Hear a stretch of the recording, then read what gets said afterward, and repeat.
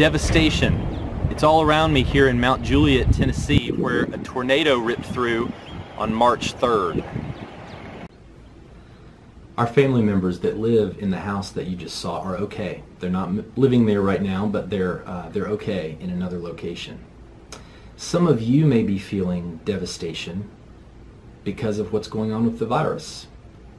You may feel the devastation of uncertainty or fear about the virus. Maybe because you've had to change plans. People have lost graduation ceremonies. They've lost big plans that they'd had for a long time. And all those things feel devastating. Our story from 2 Samuel today also starts in a time of devastation, but we'll get there in just a minute. I want to start by talking about how encouraged I am at the way Christians are trying to work through the devastation to heal and repair.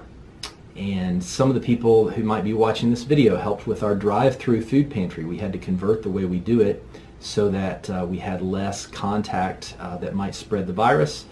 And so here you can see some of our volunteers, a lot of them younger than usual because they've got some flexible time, and so they came and helped to package food and then to actually help our clients as they came through. You may be wondering why we didn't close the food pantry, but especially in times like this, people need food.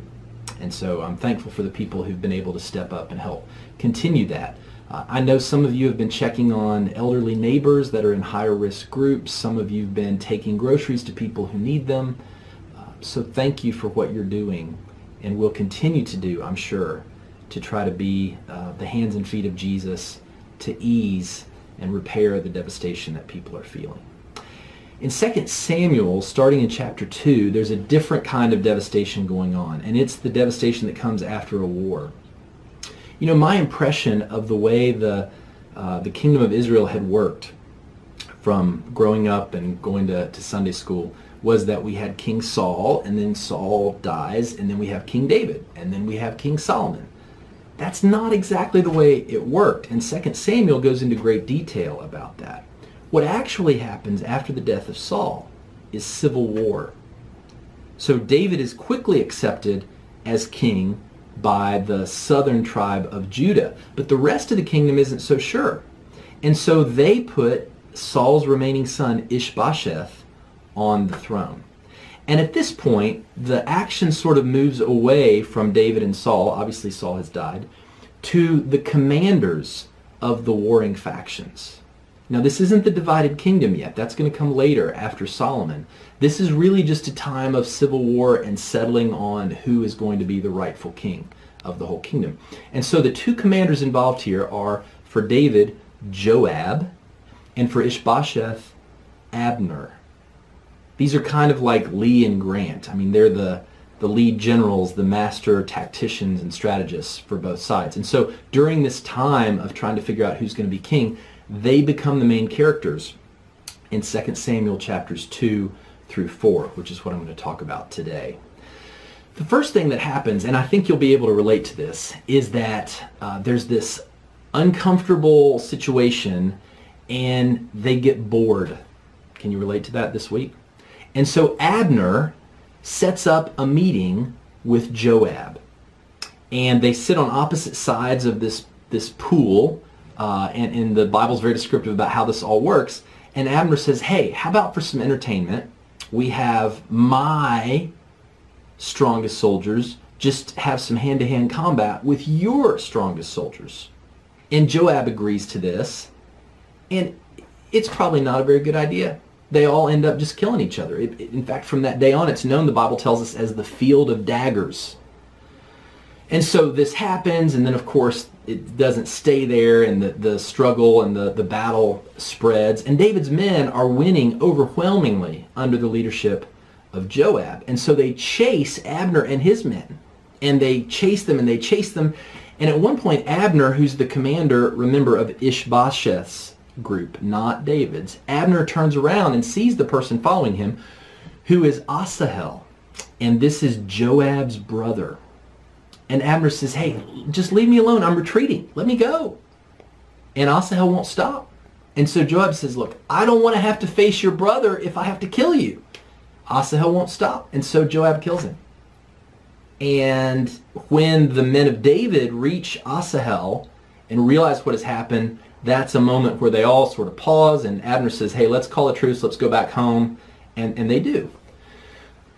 But what happens at the same time is that Joab, the brother of the slain Asahel, he seethes about what Abner has done and what he perceives Abner having done in murdering his brother. And so they go back home, but this is not over for Joab. Now, the most surprising thing to me about this story is that I expect David's men to be the righteous one, the good guys in the story. And I expect the opponents to be the bad guys.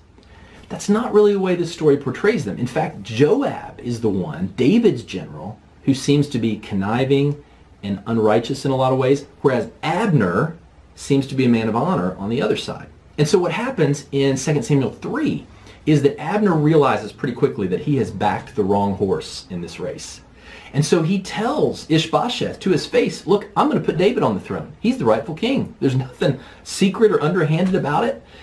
And so he goes to David and he says, what can we do to bring everybody back together with you on the throne? And so he and David make an arrangement. They agree to it. They kind of seal the deal in 2 Samuel 3, and Abner leaves. Joab, David's commander, learns that Abner has been there, and he can't believe that David let him go. And so he follows, and he hails Abner like they have something to talk about related to the kingship of David. And Abner comes back, and Joab kills him.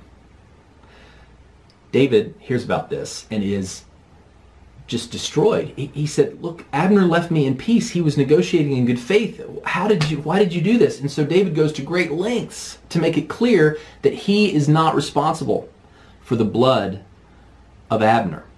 And the people believe him. He goes to great lengths to show that even though he was related to Joab and Asahel, they're his nephews in a strange twist, that he's okay, that this was not him, that he and Abner were at peace. And so Joab is going to have other problems in the book of 2 Samuel. That seems like it might be the end of the story, but it's not, because Ishbosheth hears that his field commander has been slain.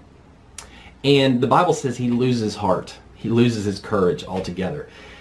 He knows things are not going to end well. Now, it's interesting that when David and Abner decided on how to reunite the kingdom, there's no mention of killing Ishbosheth. There's no mention of bloodshed, in fact.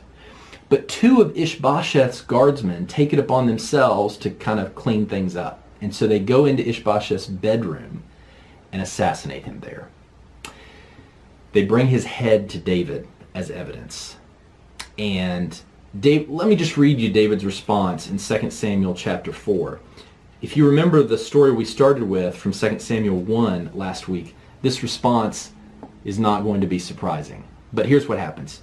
David answered Rechab and his brother Baanah, the sons of Rimmon the Beerothite, as surely as the Lord lives, who has delivered me out of every trouble, when someone told me Saul is dead and thought he was bringing good news, I seized him and put him to death in Ziklag.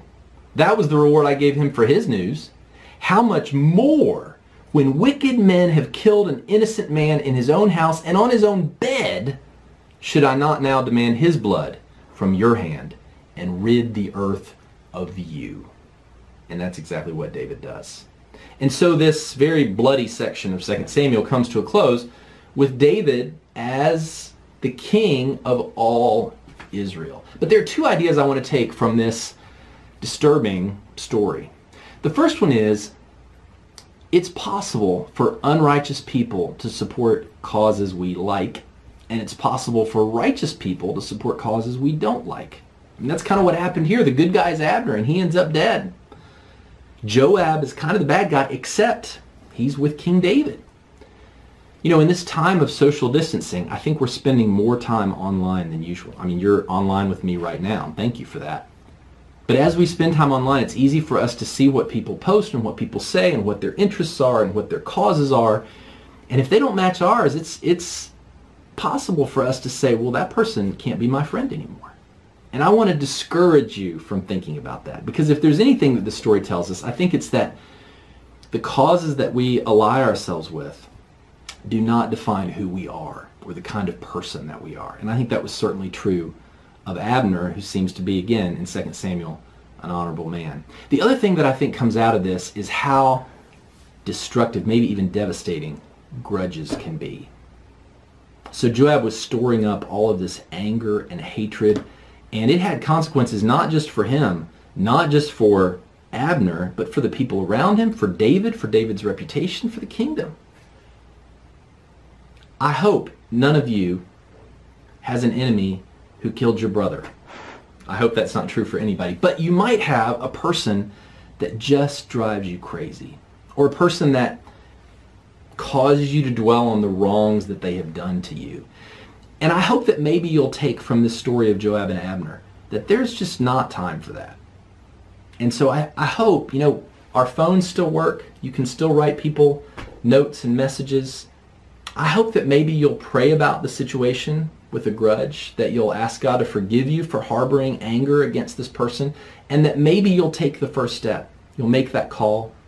You'll write that note to try to bridge the gap and overcome the problem that you have with that person. Because even though these stories from 2 Samuel seem like things far removed from our experiences, I think the principles involved are still instructive as we try to do God's will. Now, as we work through the uncertainty and the devastation, I take comfort in the fact that my Jesus brought peace, not by the sword, but by the sacrifice. And so, as we finish today, I want to leave you with the words of Jesus from John chapter 14 and verse 27. Peace I leave with you. My peace I give you. I do not give to you as the world gives. Do not let your hearts be troubled, and do not be afraid.